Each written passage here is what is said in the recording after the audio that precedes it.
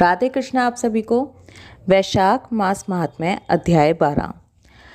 धन शर्मा और 3 प्रेतों की कथा समाप्त करने के बाद अब यम और ब्राह्मण संवाद में यमराज आगे कहते हैं, हे ब्राह्मण, पूर्व काल की बात है। महिरथ नाम से विख्यात एक राजा था। उन्हें अपने पूर्व जन्म के पुण्यों के फलस्वरूप प्रचुर ऐश्वर्य और संपत्ति प्राप्त हुई थी, परंतु राजा राज्य लक्ष्मी का सारा भार मंत्री पर रखकर स्वयं विषय भोग में आसक्त हो रहे थे। वे ना प्रजा की ओर दृष्टि डालते थे, ना धन की ओर। धर्म और अर्थ का काम भी कभी नहीं देखते थे। उनकी वाणी तथा उनका मन कामिनियों की क्रीड़ा में ही आसक्त था।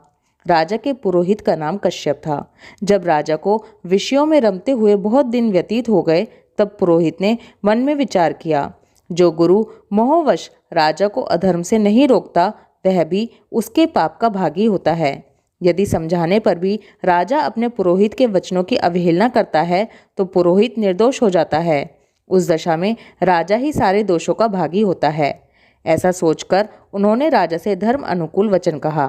कश्यप जी बोले, हे राजन, मैं तुम्हारा गुरु हूँ, अतः धर्म और अर्थ से युक्त मेरे वचनों को सुनो। राजा के लिए यही सबसे बड़ा धर्म है कि वह गुरु की आज्ञा में रहे। गुरु की आज्ञा का आंशिक पालन भी राजाओं की आयु, लक्ष्मी तथा सौख्य को बढ़ाने वाला है। तुमने दान के द्वारा कभी ब्राह्मणों को तृप्त नहीं किया, भगवान श्री विष्णु की आराधना नहीं की, कोई व्रत, तपस्या तथा तीर्थ भी नहीं किया। महाराज, कितने खेद की बात है कि तुमने काम के अधीन होकर कभी भगवान के नाम का स्मरण नहीं किया। अबलाओं की संगति में पड़कर विद्वानों की संगति नहीं की। जिसका मन स्त्रियों ने हर लिया, उसे अपनी विद्या, तपस्या, त्याग, नीति तथा विवेकशील चित्त से क्या लाभ हुआ। एकमात्र धर्म ही सब में महान और श्रेष्ठ है, जो मृत्यु के बाद भी साथ जाता है। शरीर के उपभोग में आने वाली अन्य जितनी वस्तुएं हैं, वे सब यही नष्ट हो जाती हैं। धर्म की सहायता से ही मनुष्य दुर्गति से पार होता है।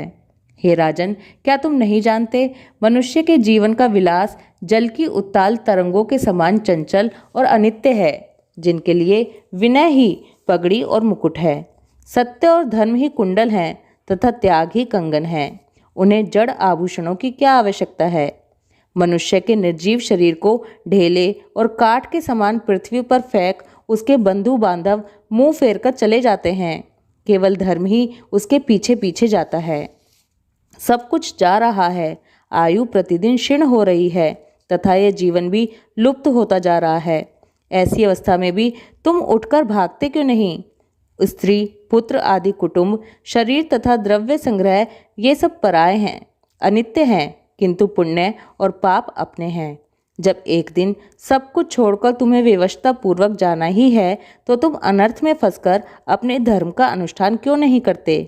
मरने के बाद उस दुर्गम पथ पर अकेले कैसे जा सकोगे, जहाँ न ठहरने के लिए स्थान, न खाने योग्य अन्न, न पानी, न राह का खर्चा और न राह बताने वाला कोई गुरु ही है।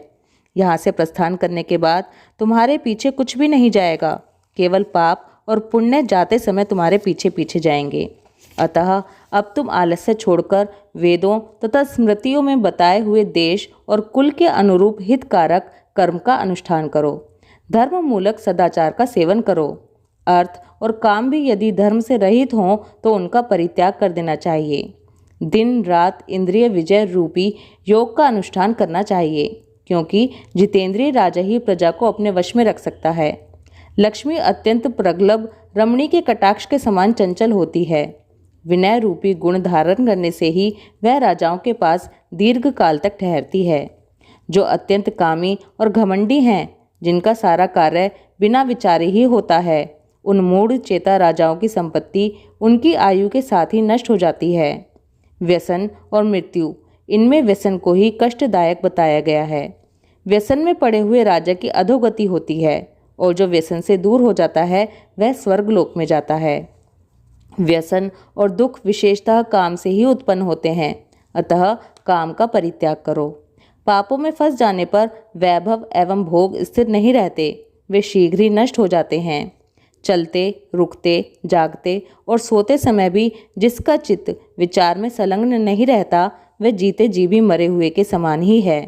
विद्वान पुरुष विषय चिंता छोड़कर समतापूर्ण, स्थिर एवं व्यवहारिक युक्ति से परमार्थ का साधन करते हैं। जीव का चित्त बालक की भांति चपल होता है, अतः उसे बलपूर्वक काम में लेना चाहिए। राजन, धर्म के तत्वदर्शी वृद्ध पुरुषों की बुद्धि का सहारा ले पराबुद्धि के द्वारा अपने कुपथगामी चित्त को वश में रखना चाहिए।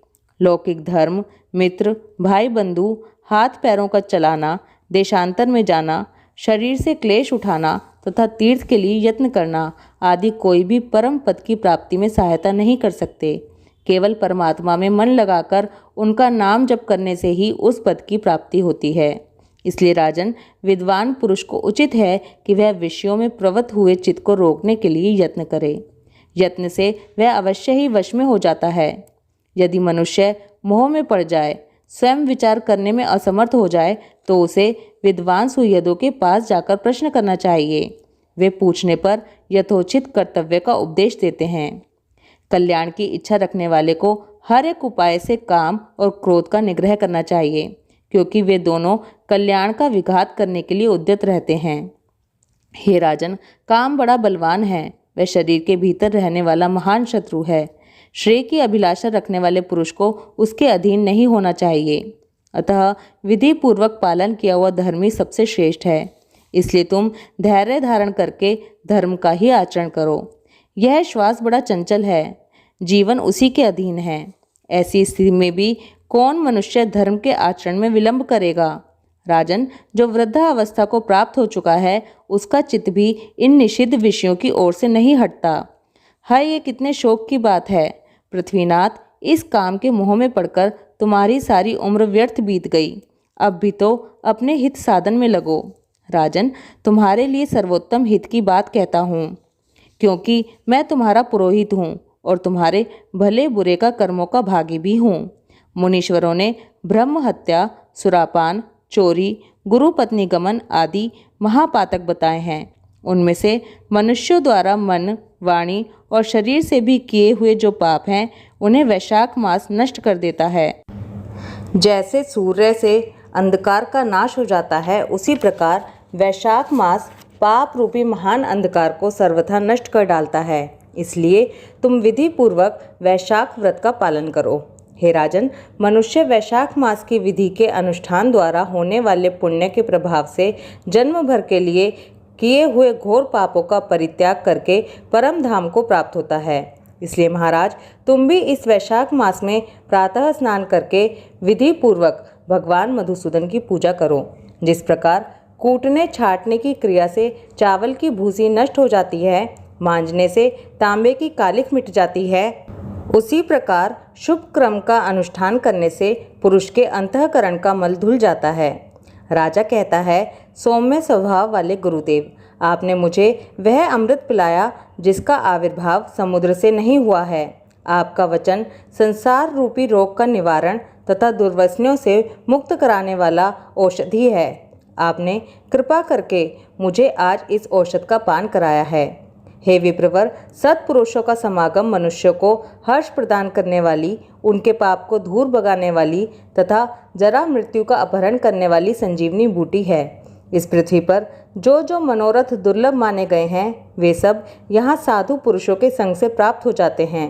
जो पापों का अपहरण करने वाले सत्संग की गंगा में स्नान कर चुका है, उसे दान, तीर्थ सेवन, तपस्या तथा यज्ञ करने की क्या आवश्यकता है?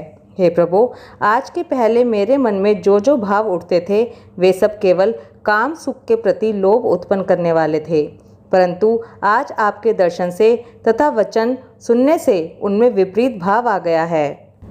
मूर्ख मनुष्य एक जन्म के सुख के लिए हजारों जन्मों का सुख नष्ट करता है और विद्वान पुरुष एक जन्म से हजारों जन्म बना लेते हैं। हाय हाय, कितने खेद की बात है कि मुझ मूर्ख ने अपने मन को सदा काम जनित रस के आस्वादन सुख में ही फंसाए रखने के कारण कभी कुछ भी आत्म कल्याण का कार्य नहीं किया। मेरे मन का कैसा मोह है जिससे मैंने स्त्रियों के फेर में पड़कर अपनी आत्मा को घोर विपत्ति में डाल दिया, जिसका भविष्य अत्यंत दुख में है तथा जिससे पार पाना बहुत कठिन है। भगवान, आपने स्वतः संतुष्ट होकर अपनी वाणी से आज मुझे मेरी स्थिति का बोध करा दिया। अब उपदेश देकर मेरा उद्धार कीजिए।